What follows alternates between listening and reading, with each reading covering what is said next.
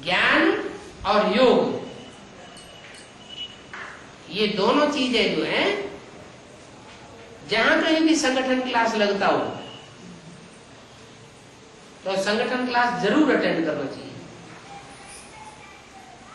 वहां सब मिलकर के बाबा की याद में बैठते हैं। इकट्ठे होकर के बाबा की याद में बैठेंगे तो स्मृति की डोरी सारी एक के साथ जुटेंगी जाके, तो मोटा रस्सा बन जाएगा। क्या स्मृति के धागे सारे एक बाप के साथ जुटेंगे तो क्या बन जाएगा? मोटा रस्सा बन जाएगा। उसे दुनिया में कोई तोड़ नहीं सकेगा। और अकेले अकेले घर में बैठ करके याद करेंगे तो माया आराम से तोड़ती रहती है।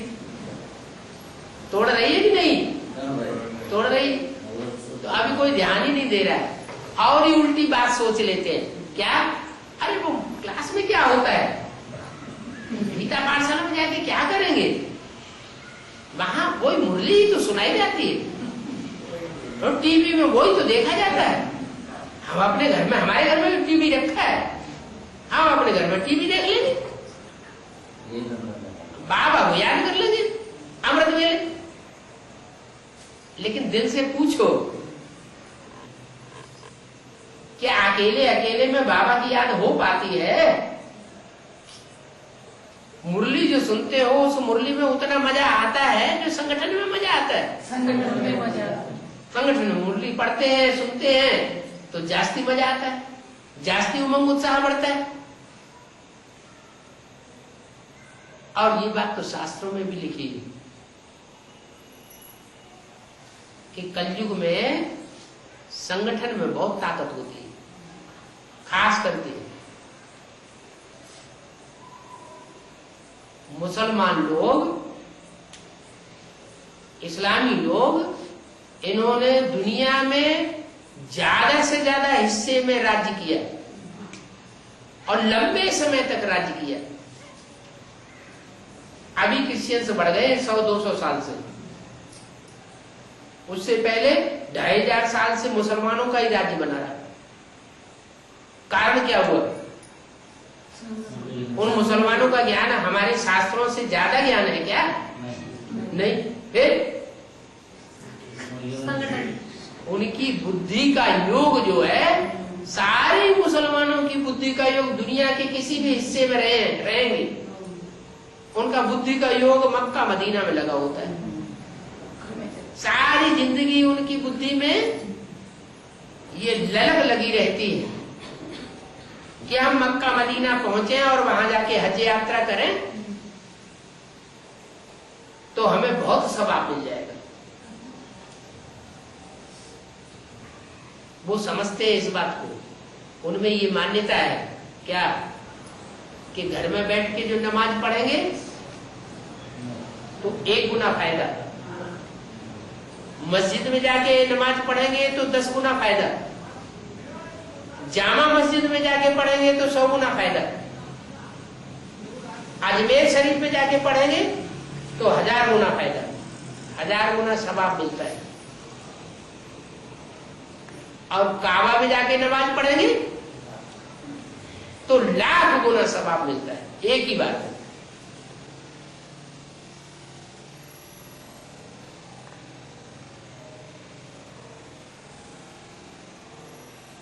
तो जितना बड़ा संगठन होगा उतना बड़ा नशा चढ़ेगा। अच्छा, उनकी बात छोड़ दो, वो तथाकथित ब्राह्मणों की बात ले लो।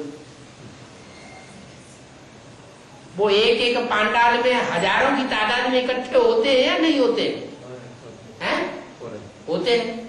उनको बाप मिला है क्या? नहीं मिला है। उनको सच्चा ज्ञान मिला है क्या? सच्चा ज्ञान भी नहीं मिला है।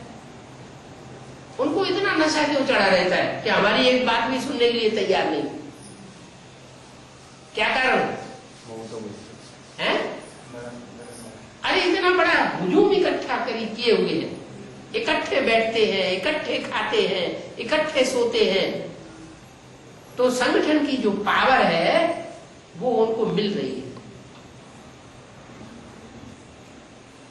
यहाँ थोड़े से मुट्ठी भर ब्राह्मण, 5 ब्राह्मण, एक गीता पाठशाला में कहा गई रजिस्टर, 4-5 की बड़ी मुश्किल से हस्ताक्षर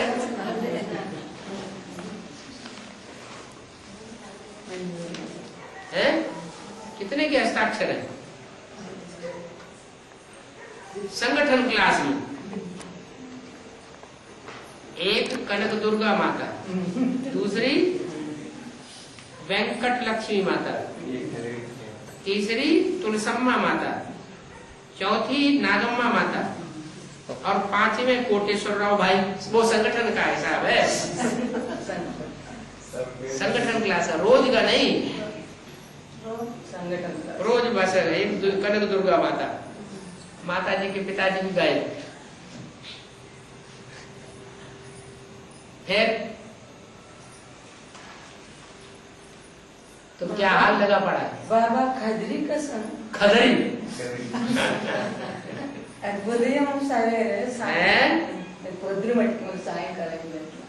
कदरी में भी डेली क्लास बाबा, डेली क्लास, अच्छा सुबह शाम दोनों टाइम क्लास होता है, ठीक है। नाम क्या है वो टीचर का? नाम क्या है? बाबा मल्ल युद्ध करने वाली ईश्वरी है मेरे बाबा ने क्यों?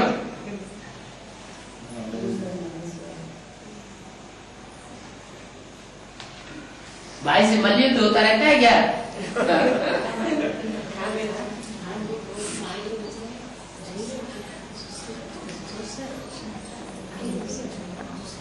बैठो बैठो।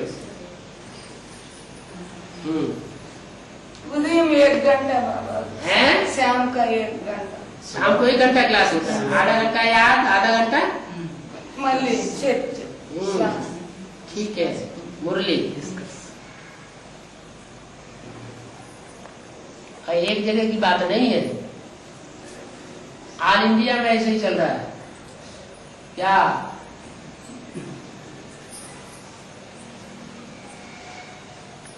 5 पांडवों की गीता पाठशाला में मुश्किल से इकट्ठे हो रहे हैं।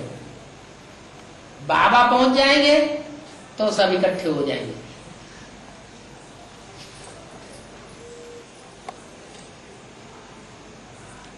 तो संगठन के हिसाब से डब्बा गोल होता जा रहा है। क्यों? ये यूनिटी क्यों नहीं बन रही है? जरूर कहीं न कहीं वानर सेना में प्योरिटी की लीकेज हो रही है। फिर बाबा देखेंगे कि नहीं सुधर रहे हैं तो फिर बाबा पाला बदल लेते हैं। क्या पहले भी बेसिक नॉलेज में क्या किया?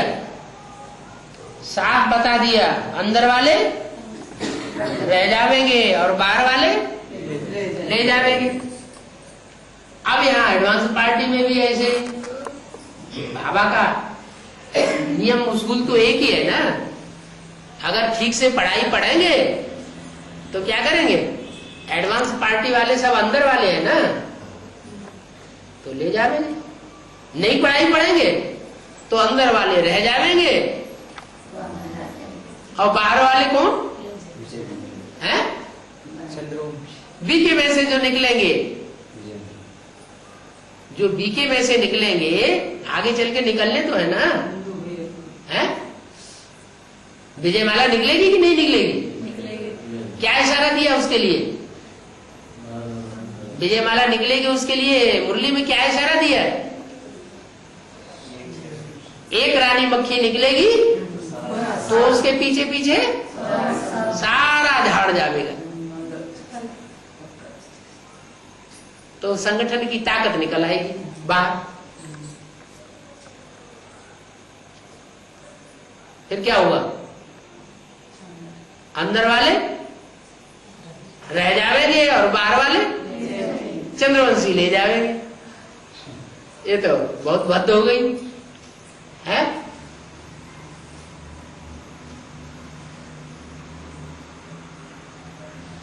अरे सूर्य तो जलता है, उसमें तो आग भरी पड़ी है। जो सूर्य के बच्चे हैं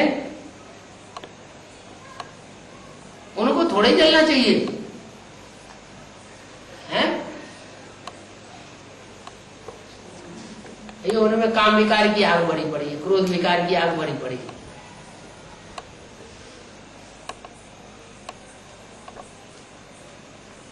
इसलिए फिर बोल दिया है। क्या बोला है? बोला है रुद्रमाला पहले तैयार तो होती है, लेकिन रुद्रमाला का पूजन नहीं होता। क्या पूजन का आधार क्या है? प्योरिटी। लंगड़े हैं। विजयमाला अंधे है, उनमें ज्ञान नहीं है।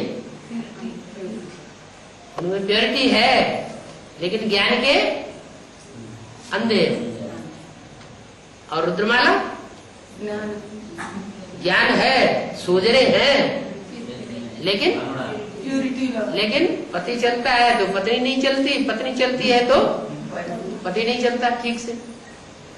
चाल ठीक नहीं है, एक टांग कोई न कोई टूटी हुई है।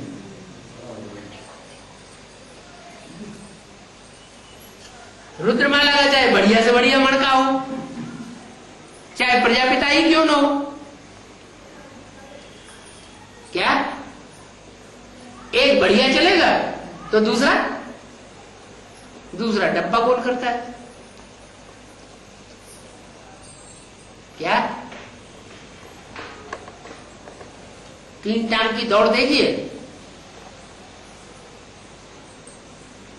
2 इकट्ठे होते हैं, उनकी एक एक टांग बांध दी जाती है। क्या 2 को इकट्ठा करके और उनकी एक एक टांग बांध दी जाती है। एक टांग से एक की एक टांग, दूसरे की दूसरी टांग और बांध देते हैं। फिर कहते हैं दौड़ो। तो क्या करना पड़ेगा? है जो दौड़ने वाले हैं उनको साथ साथ टांग उठानी पड़े ना। जितना एक दौड़ता है उतना ही फिर दूसरे को भी दौड़ना पड़े, तभी तो दौड़ में आगे जाएगा, नहीं तो पीछे रह जाएगा। ये भी गृहस्थी की गाड़ी है। गृहस्थी की गाड़ी में एक पहिया जहां का तहां घूमता रहे, चले ही नहीं, और दूसरा पहिया तेजी से घूमे तो क्या होगा? है? गाड़ी आगे जाएगी या एक जगह रुक जाएगी? है? आगे नहीं जाएगी ना, एक ही जगह घूमती रहेगी। तो इसलिए बोल दिया कि रुद्रमाला के मणके बाद में विजयमाला में ऐड किए जाएंगे।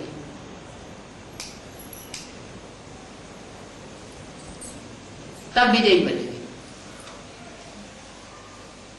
जब तक विजयी नहीं बनेंगे विकारों के ऊपर, तब तक स्वर्ग का मुंह नहीं देख सकेंगे।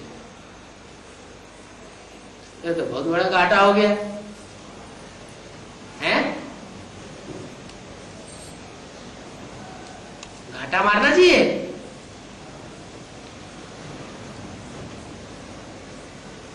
बाप मिला है तो फायदे के लिए मिला है या घाटा मारने के लिए मिला है? फायदे के लिए मिला है तो फायदा लेना चाहिए ना। कि 8 ही लेंगे सर फायदा है? 8 को ही पूरा फायदा लेने देंगे?